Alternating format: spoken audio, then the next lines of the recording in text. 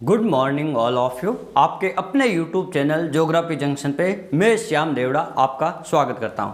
आज अपन बात करेंगे, एक महत्वपूर्ण विषय है हिमानी अपर्दन निर्मित स्थलाकृतियां, और हिमानी अपर्दन निर्मित स्थलाकृतियों के बारे में बात करेंगे। आप हमारे वीडियो को एंड तक जरूर देखें, लास्ट तक जरूर देखें, ताकि आपको सारी जो स्थलाकृतियां आराम से समझ में आए। अगर कहीं आपको समझने में दिक्कत हो या तो आप उसको वीडियो को पॉज करके दोबारा जरूर देखें। देखो, अपन सबसे पहले बात करते हैं यू आकार की घाटी के बारे में। यू आकार की घाटी, जैसे ये कोई हिमनद है, ये कोई हिमनद है, और इस हिमनद में इस प्रकार से अपर्दन हो जाए कि धीरे धीरे ये जो हिमनद है इस प्रकार से यू आकार की जैसी शेप लेने लग जाए। धीरे धीरे ये इस प्रकार से, इसी को अपन क्या कहते हैं, इसी प्रकार के हिमनद को अपन क्या कहते हैं, यू आकार की घाटी कहते हैं, यानी यू आकार जैसा लग जाएगा। और इसी यू आकार की घाटी में मान लो हिमनद का इस प्रकार से और अपर्दन हो जाए यहाँ से, और ये वाला, तो ये वाला जो क्षेत्र है जहाँ से अपर्दन हो रहा है, इसे अपन क्या कहते हैं, इसे तो कहते हैं ए भाग, और ये है बी भाग। तो बी भाग तो है आपका लटकती घाटी, और ये है आपका यू आकार की घाटी। तो यानी हिमनद का इस प्रकार से अपर्दन हो जाए कि अंग्रेजी के यू अक्षर के समान दिखाई दे, उसे कहते हैं यू आकार की घाटी।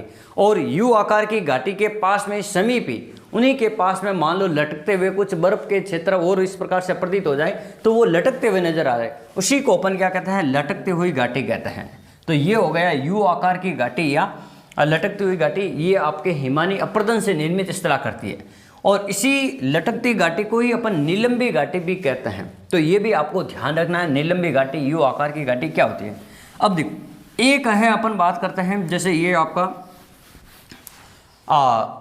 हिमनद है। इस हिमनद में मान लो यहाँ पे धीरे से अपर्दन हो जाए, यहाँ से कोई बर्फीला क्षेत्र यहाँ से अपर्दन हो जाए, तो इसी को अपन क्या कहते हैं, ये जो अपर्दन हो जाए धीरे धीरे, और ये अपर्दन धीरे धीरे इस प्रकार से होके ये इस प्रकार से हो जाएगा, यहाँ से अपर्दित होगा, और वहाँ पे धीरे धीरे उस दरार में पानी घुस जाएगा। यानी पानी के जाने के बाद में फिर धीरे धीरे पानी रात में जब ठंडा होगा तो जम जाएगा, और जमने के बाद में बर्फ़ क्या होता है, आयतन बढ़ जाता है, तो ये धीरे धीरे चट्टान को क्या करेगा, चौड़ा करेगा, चौड़ाई बढ़ा देगा, और धीरे धीरे यहाँ से क्या हो जाएगा, अपर्दन होना शुरू हो जाएगा।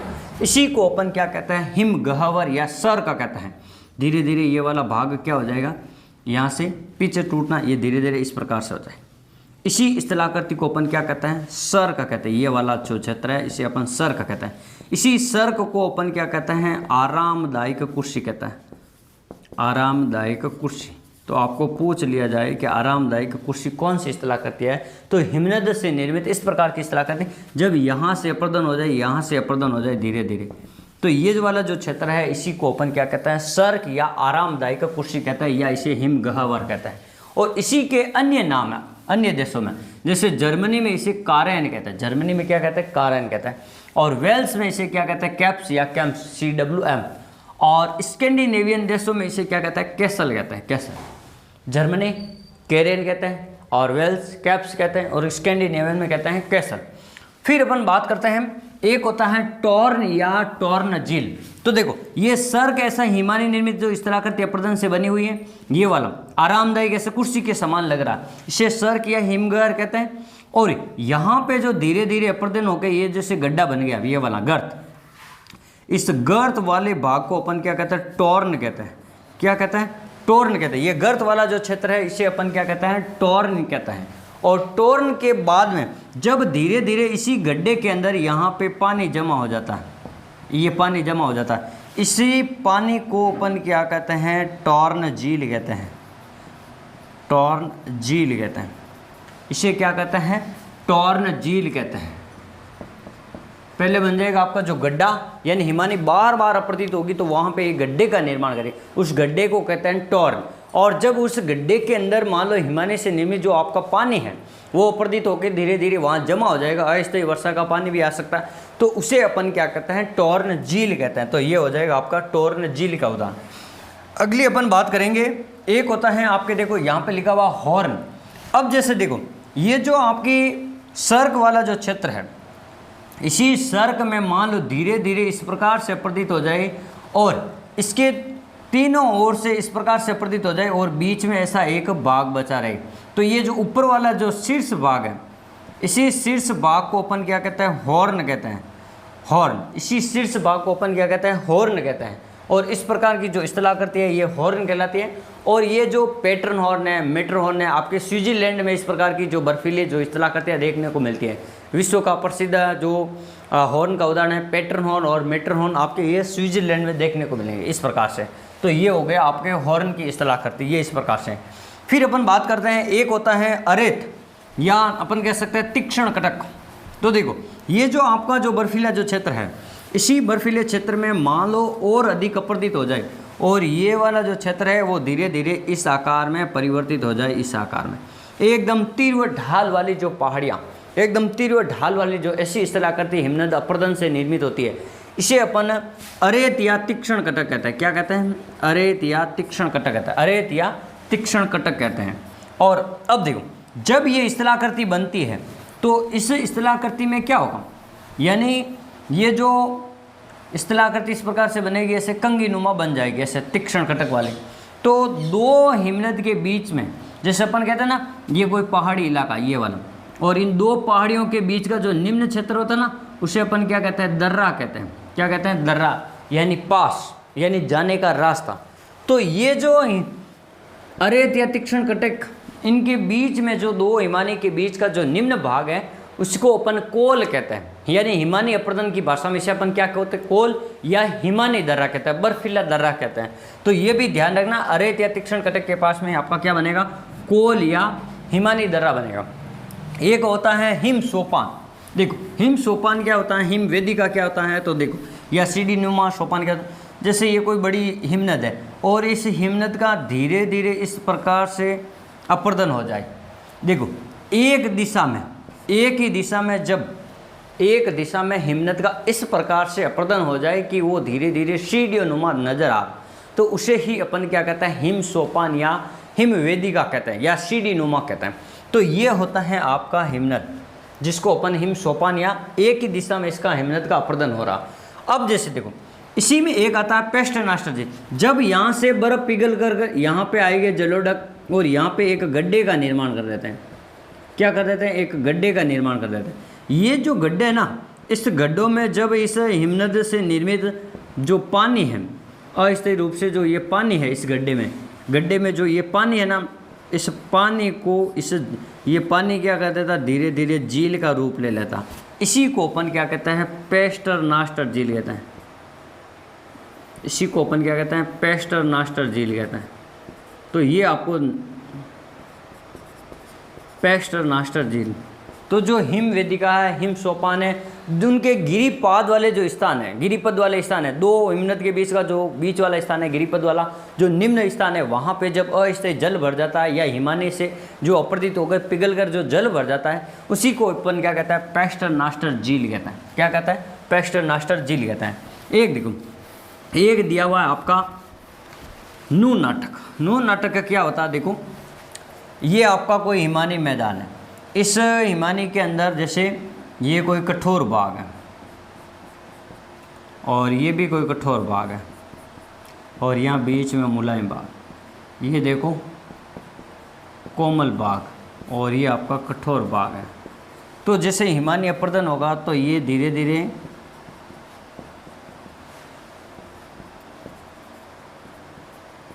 अपर्दन के बाद जो ये कठोर भाग है ना, ये दिखाएगा। ये मुलायम भाग तो क्या बीच बीच में सड़ जाएंगे। तो हिमानी निर्मित जो संप्राय मैदान होता है लगभग, उसमें जो छोटे छोटे जो टीले दिखाई देते हैं, बर्फीले जो टीले, जो कठोर हिमनद है वो धीरे धीरे पिघलता है। तो जो कठोर हिमनद है वो जो टीले दिखाई देते हैं, उसी को अपन क्या कहते हैं, नू नाटक कहते हैं। क्या कहते हैं, नू नाटक, यानी हिमानी टीले।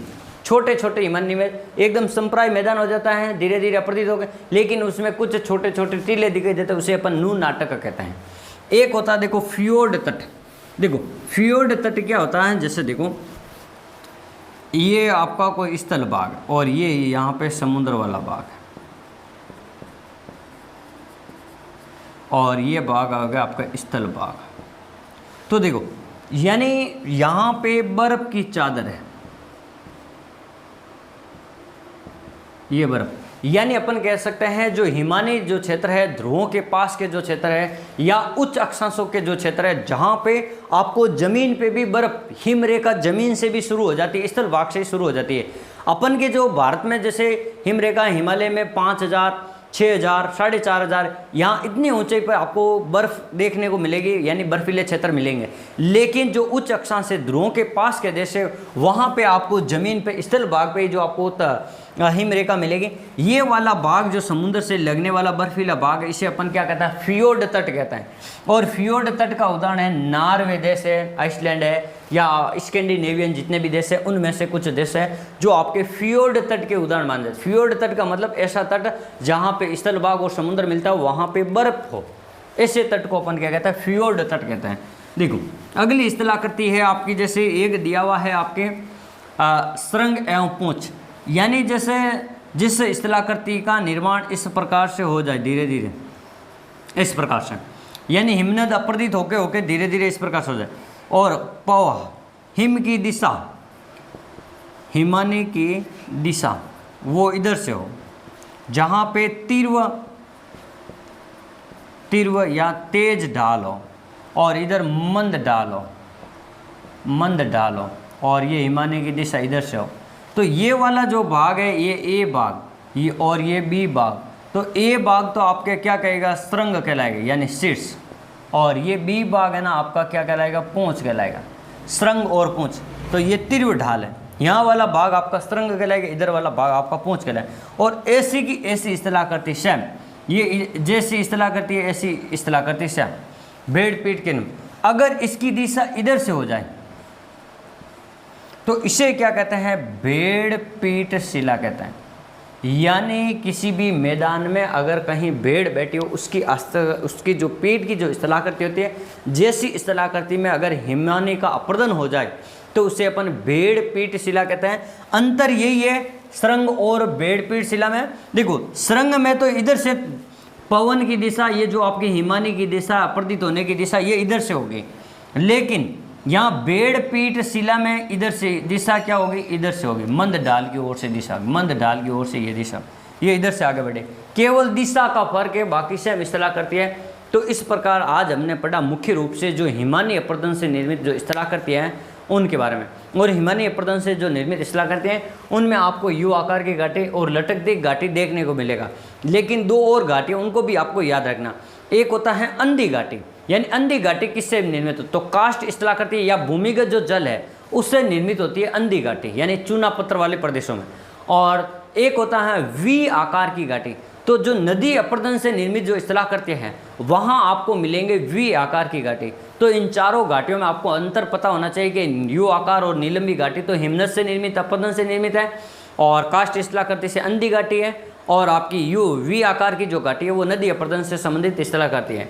आप हमारे वीडियो को अधिक से अधिक लाइक शेयर करें और हमारे चैनल को सब्सक्राइब करें। आप हमेशा निरंतर पढ़ते रहें। धन्यवाद।